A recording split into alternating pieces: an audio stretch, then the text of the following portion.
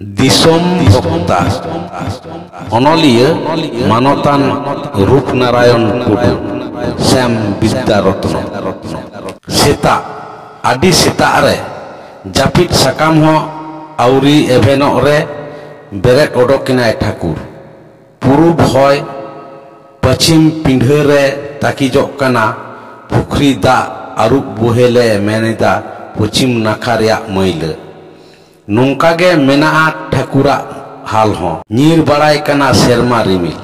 दाड़ान कना को जीवी आलाय कते दिसोम भक्ता आर ताड़ा अकाना को पोंट साहेब रेन लिलियो सेता हरी कुआ को मेनते दिसोम हर एन हो ठाकुर बाय बतावेदा सेनोक कान गियाय लहासेन तोपाक तयें दिसोम गोवा गुलाम सिकड़ी जारूर गिंग दाड़े आ आजाद दिसोम नुतुम ताहेन तिया दिसोम भक्ता रे दिसोम होड़ा अंतर रे हेवला कना बिरुद आड़ांग आजाद लगिते गुलाम दिसोम सुलगवाकान ताहेना सेंगेल हिमालय बुरुलोदाम खन दाकिन जोला हाबी आर हांगली खाड़ी खन पश्चिम अंचला हाबी दिसोम लगित कोंकाकान ठाकुर दिल गरिए कोड़ा चिदाए तायमो बापला आगुआ काते नवा बाहू सागेन डॉक सकाम लेका एसेल आया हड़मो गाये माये रोड लाजावते लेवेट चेहरा ठाकुर लगित जरक कान तिरी पुरुष दुलर नेल तोरा मने ओरोआ आर दिसोम रेंगेजते नाचार नेलोक कान एकेन ठटरी पंजरा जरक कान चौहड़ी सेट खन मेदा रोहर लुटी आर चपट जोहा तोआ बेतार काडेज बाराक दिसोम रेन नुनु गिद्रे आंदोड़ाकान गोटा दिसोम गे नोआ हालत रे ठाकुर आंजम लितिंग में मिट कथा दुलर साला road आड़ांग Thakur Bahua हहोइन कनाय Disom go are हहोइन कना को दिसोम बोयहा जवाब ताहे कना ठाकुरा बुझेव किदे बाय रोल लेदा लहाते आयो होड़ा लाबित मोने हिडीर हिडीर जरोइना मेदा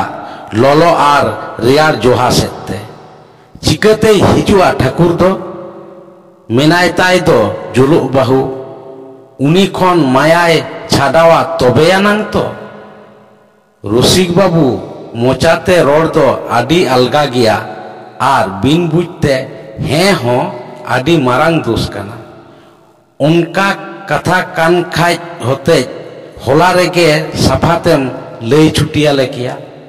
चिदा ले आसरा को नित्य आदि काल ले सेन तियो कोआ नुई दिसोम लगी जीवी आलायाय कोयो हर तेमा खाड़ा बसियम बेड़ाये ओंडे तियोक तेमा दालो बेर इन तेमा मिलिटारी कोको सेटेरो सानामे बाड़ी किदा तबे देलाबन बागिया देया को दिसोम रेन आदि मारांग दुश्मन को लेखा के देया नुई हो दोसारी मिर्जाफर कनाय अकय कनाय बीरबाव हर रेंगेज मिना तया दिसोम भलई रिया उनी दो अपनार रेगे आस भरसा मिना तया ईश्वरा गड़ोते आये गड़ो जोंगा कामी काते गई उदुगा बाहरे रिया आभराम दो मेट आंधा कना आसल दो अंतर रिया मानतार कना बुरु गाडा दा उसरा तेगे ओहरा मेनखान बिलन टांडी रे आतु गाडा दिमाग काते आतु कना लेगेम लेगेम पारमो खान जाडुरुआ लौक आर जहाज है मेना ठाकुर ठेन छिंडेव आर साफा रिकई रिया लौक नेल दारामाय साड़ेरो ओक्ते आर घोटेक पोहर दिसोम रिया दुख ठाकुर होय ऐकेवेट गिया लहरावाकान आंदोर दो कोना कोना रे लगावाकान सेंगेल हो गोटा टांडी के बागिया देया को ठीक के उनी मन कान ताया ठाकुर चला आय एस्कार पेरोंग दिसोम झंडियाते 1942 साल रिया 15 अगस्त कना दिसोम रेन आयुर को जिहल केट कोआ गांधी बाबा नेहरू बाबा राजेंद्र बाबू और सरदार पेटेल तेकोआ आड़ांग ताकिजोग कना जिहल ओड़ा रिया होलाम कांत रे दिसोम आयुर को और दिसोम भोक्ता को दो ᱧᱩᱛᱟᱹᱛ ᱠᱟᱲᱟᱝ कुठरी रे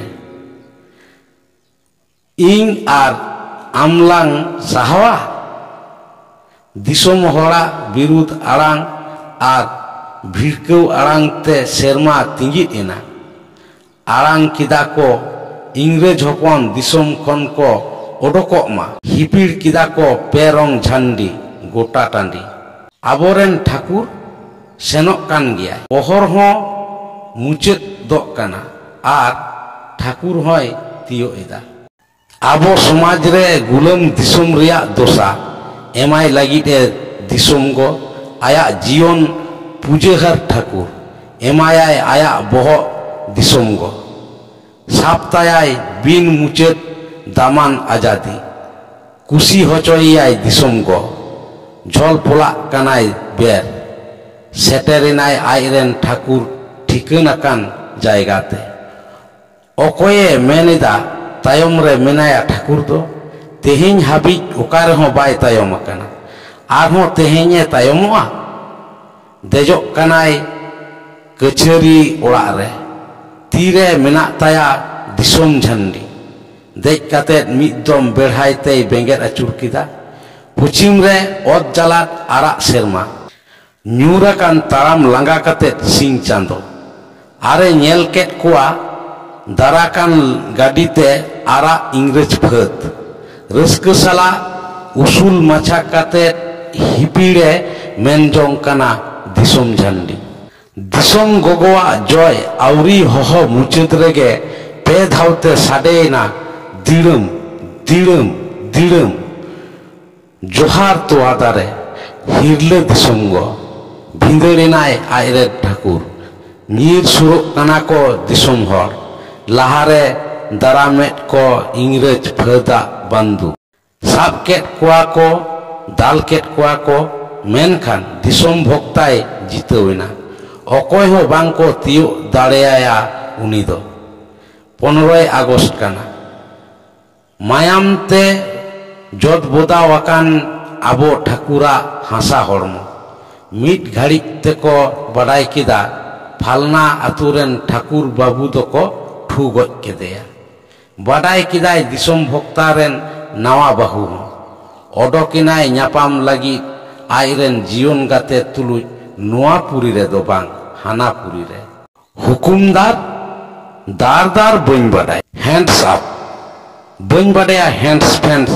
उकुरी इंग्रेन जुरी दिसोम गोरेन दुलर हपन गुडुम आम ठेनगे आम बेगोर